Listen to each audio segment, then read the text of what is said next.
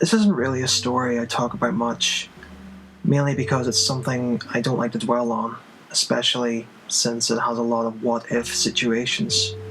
The biggest one being, what if he was never caught? I'm getting way ahead of myself here.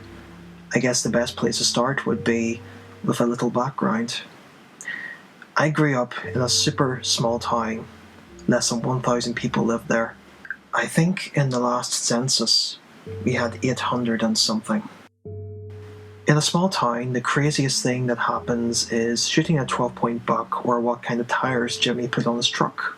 People either grew up and moved away, only returning for family events, joined some part of the armed forces, or were there for the rest of their lives. Yeah, it's that kind of town. Since the town was so small, you knew everyone in your grade, and most people in the grades underneath you. We also didn't have the whole popular crowd. Everyone pretty much got along with everyone else. This brings me to the main person in my story, a good friend of mine named Jay. Jay was your typical class clown guy. He had fiery red hair, and his personality made him just a firecracker. He could make anyone laugh, and he got along with nearly every person he met. He was just a great person to be around. Our friendship began in middle school. I believe it was 7th grade when I first met him. We had history together, and our desks were in a little pod where he sat right next to me. We would copy each other's work, share our snacks, and he made me laugh so hard I couldn't breathe every single day.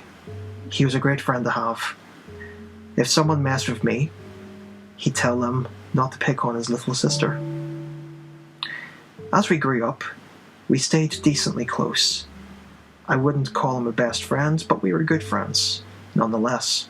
Right out of high school, Jay went straight to the Marines. He wasn't gone for even a year when he was dishonorably discharged. When he came back, he was slightly different. He didn't tell a single person, as far as I knew, why he was discharged. He didn't talk about the Marines much. Eventually, he became the same old Jay I knew before he left. We became pretty good friends again, picking up right where we left off. At least once a week, Jay would text me and ask how I was doing. He'd come to my house for parties or just to hang out, and I'd do the same with him. We knew a lot about each other, or at least I thought I did.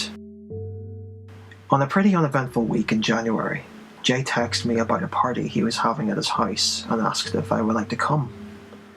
That was nothing unusual, so of course I accepted. He said it was going to be a small party, and there was only an exclusive list of people, so I could only invite someone if I had his permission. I thought that was weird, but I just shrugged it off. I figured he just wanted people he really knew. Maybe he's finally going to open up about the Marines, is the one thought I had that kept me rational of his odd behaviour. I told Jay that I could be a designated driver for anyone if need be, since I was pregnant with my son at the time. He was due in roughly 2 months, and I knew I obviously wouldn't be drinking, so I would make sure anyone would get home safe and sound. Jay said I didn't need to worry about that.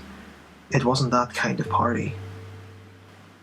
A couple of days pass, and I don't hear from Jay, which isn't unusual, until I see his face in the local news. Jay and 2 of his friends, Stephen and Toby, were arrested for kidnapping, torture, murder, and the abuse of a corpse. I immediately opened up an internet browser and started looking at the news articles that were all over our local news. The basic gist of everything that happened was as followed. Jay knew about this drug dealer that was dealing near his home. He didn't approve of it, and he planned a murder to rid the world of his evil. His first step was to set up a drug deal with the victim. It wasn't a hard task, since he was a friend of a friend. He then convinced Stephen and Toby to go along with him. They met the victim at the location where the men kidnapped him. Jay had the man in the back seat and began beating him while the other 2 were in the front. There was actually one time they had to stop the car, as the man got out and they had to forcefully pull him back into the car. They took him into the woods where they began to torture him. Jay did most of the torturing, with a little help from Stephen. by assaulting the man with his fists, choking him almost to the point of unconsciousness, and beating him with a metal bar. Jay's idea of torturing the man was to get information out of him on where he was getting his drugs. Jay wanted to get all of the names this man knew and continued to go up the ladder until he had murdered all of the dealers in this line before finding another and continuing on until he was caught.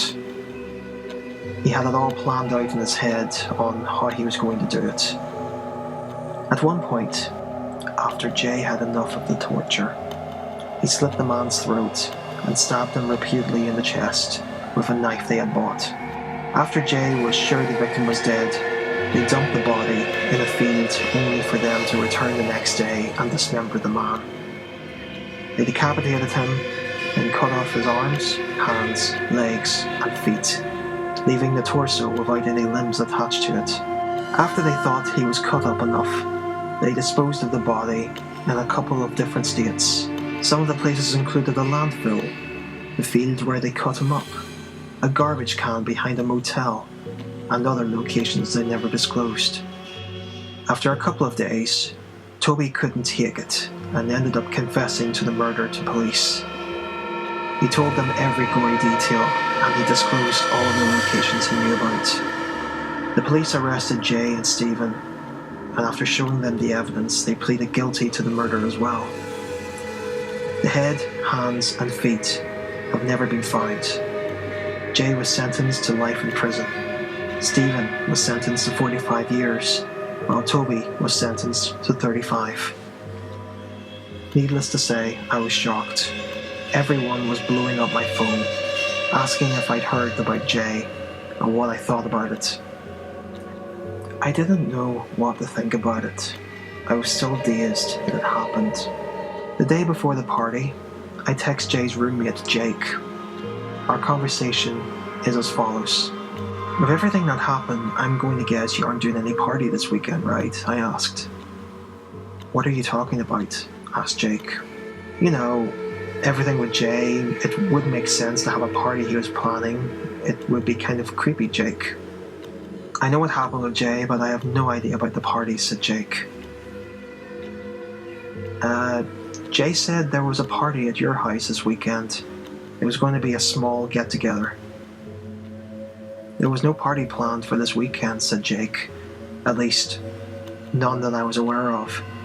I was supposed to go out of town and visit my family, but with everything that happened, I've cancelled those plans.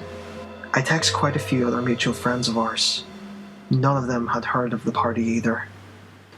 I remember Jay saying it was just a small party, but not even his absolute best friend had heard of it. There are many times I wonder what would have happened if Toby never would have confessed. What if I would have went to Jay's party that no one else heard of? The possibilities of what could have happened are endless. After I found out there wasn't a party, I changed my number and I moved to a completely different town. I go back every now and then, but I don't tell anyone I visit until I show up, just in case Jay gets paroled and wants to finish our party.